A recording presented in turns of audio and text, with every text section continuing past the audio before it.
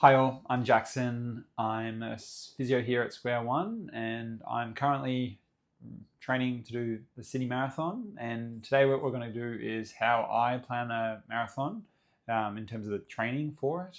And we're just going to go through a really simple way how to plan it for yourself. In terms of like my history, I've been running for a long time, but just recently got more into marathons, and my kind of aim for my marathon is sub 3 hours, which I didn't get a couple of years ago. And this is how I kind of made my own training plan and how you can make your own. So when planning a marathon plan, we want to set some parameters, and that's what we're going to go through today.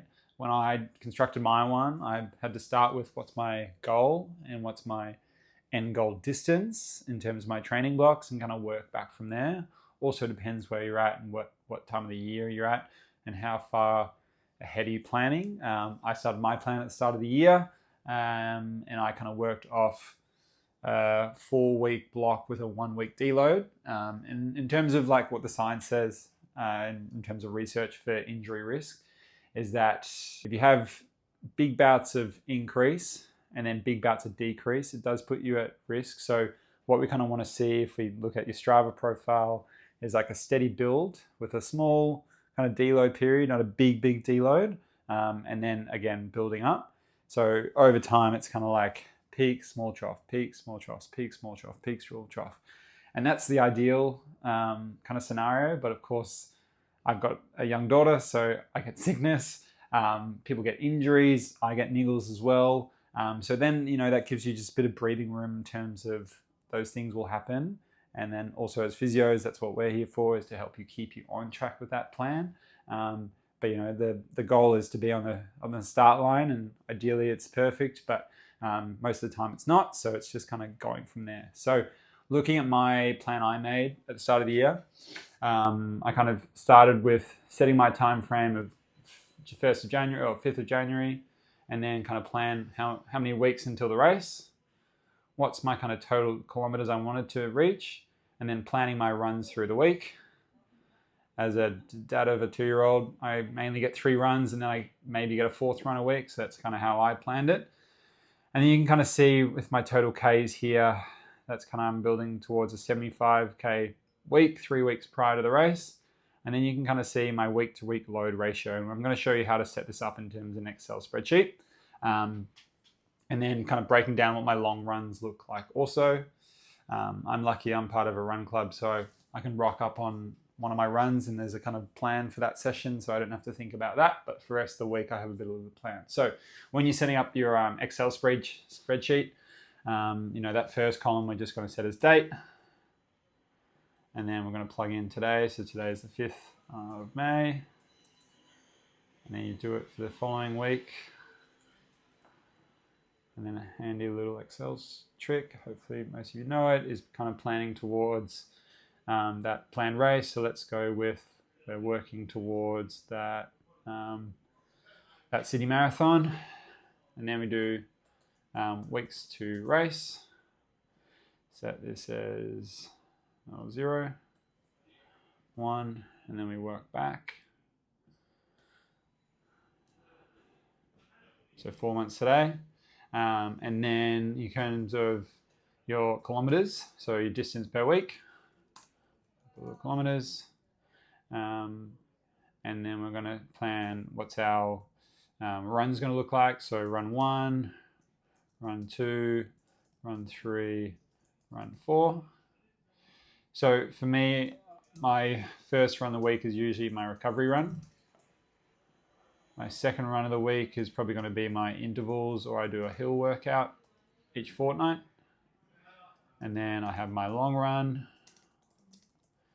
And then if I get a bonus run in the week, I call it my threshold. So not recovery, but not all out. And then from there, I'm looking at my week to week load ratio, and I'll show you how to work on that. And then if I just go back to what else I had, that's it. Yeah, cool. And then I have my long run breakdown. And then, you might have your kind of intervals / hill reps breakdown as well. Cool. So we start from there, and then our big thing is we work towards, our distance. So let's say you're working towards your marathon or half marathon, and you kind of know what distance you want to work to. So ideally you have like a 2 or 3 week taper. So we're going to start off, let's say we're working towards a marathon. We want to get to let's say a 70 kilometer week. And then we have a 2 week taper. So maybe we go to a 45K week following, and then the race week is going to be 50Ks that week on top of the marathon. Yep. So I'm going to take out the numbers. Let's work back from there. So if we're going from last week, I ran 50Ks. I'm going to do that again this week. And I've been building for a couple of weeks now. So I'm going to do another 52, 54K week, and then I'm going to have a bit of a deload week. So I'm going to go back down to, let's say, 45. Then I kind of work in that. So we've got a 3 week build into on 1 week deload, or you can do a 4 week build into a 5th week deload. Kind of working back from here. So let's go 68, 66, 64, 62, 60. Let's go back to, let's make that a bit of a deload week here. So let's go 50 here. Go 60, 58, 56, 54, 53. That kind of works out. Cool. So we've got a 3 week build into a 5 week. That's probably a little bit too long. Let's make this instead. Let's change things up. All right, cool. So we've got a bit of a deload week each month, building towards a really big final block of running. And then you've got a 3 week taper there, or 2 week taper. Yeah, so 2 week taper. Ideally you have a 3 week taper, so maybe that final run is 70, and then we start that taper a little bit earlier. So maybe that's the 50, so like 58. Cool. All right, so then we're looking at our week to week ratio. So how do we build that in? So to calculate that, we use the week before compared to the week of. So we go equals, brackets, we go, we're going to go 52 divided by 50. And then that's going to give us a percentage, 104%. And then we just go down, and then it's going to calculate all of those. So in terms of, like we talked about, that work to rest ratio, kind of injury risk ratio. So a build of about less than 10%, is ideal. And then those deload weeks are ideally within 80% of your last month. So if we kind of go to this, and this was just a quick kind of make up, we can see the deload weeks are 80% and 83% of that last big week. And then that build up the following week is less than 1.3 or less than 130% of the week before. So this is a pretty good little program. We could build up to 110% of the week before. That's still kind of a good risk ratio. And that's kind of how you build that in.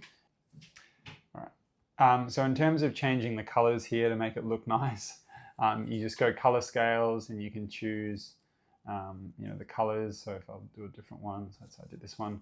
So red's the big number, yellow or green is the smaller number. So this is what I had before. So same here, if you wanted to make your 70 stand out the most, as that's the big week, or that make that the green, so that's your biggest week, while the red's the smaller ones. That's up to you. I mean, it just makes it look nice, but it kind of stands out where those deload weeks are. And then from there, you kind of build in how does your week look based on that. So, for myself, let's say I had a 10K recovery run, a 10K interval run, I had a 25K long run, and then I had an extra 5K run in there. So that's going to add up to 30Ks, 50Ks, sorry. And then you can kind of work from there in terms of what your long run has to be each week. Do you have to have that 4th run? Do you have to add runs during the week? And that's kind of how you can build your week on that. And then you can, breaking down your long run. So if you go back to my one, so I was just on this week. I think I had here. So long run of a 5K warm up into 5K at my race pace, into 5Ks at just a 4:30 into a 5K cool down. So a pretty decent long run. That was just a 20K long run, but the week after is a bit more substantial. So 4K into a 8x1K at 4 minute, into a 1K at 4:45. Pretty brutal session. And then some weeks I just have a trail run with no set pace. So you just kind of like plan your long runs based on that, kind of building on each week, kind of getting an idea of what your race pace is. And yeah, so that's it. And hopefully you can make a plan based off that. And if you have any issues or any niggles or any questions, that's what we're here for at SquareOne to help out with.